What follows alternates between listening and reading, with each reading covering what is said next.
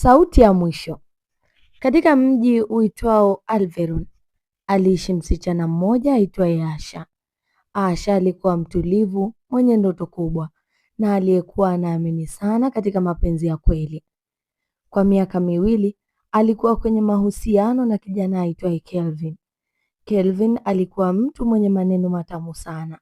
Kila mara alimwambia Asha, dunia inaweza kubadilika, lakini moyo wangu kwako hautabadilika kamwe.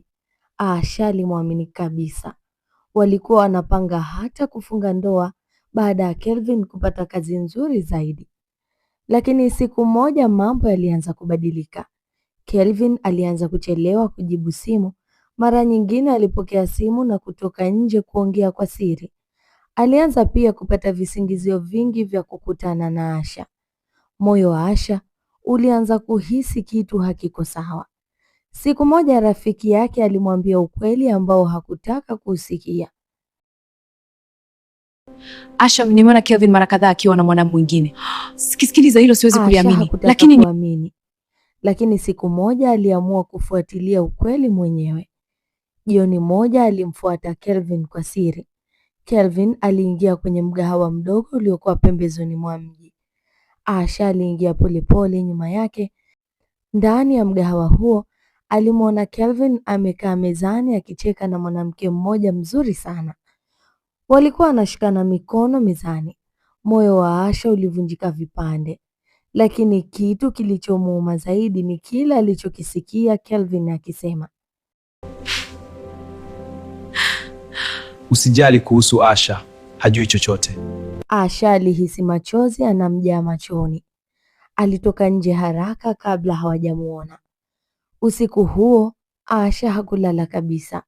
Alikuwa na maswali mengi kichwani. Siku iliyofuata Kelvin alimtafuta Asha kama kawaida, akiongea kwa upendo kama hakuna kilichotokea. Lakini Asha hakusema chochote kuhusu kile alichokiona.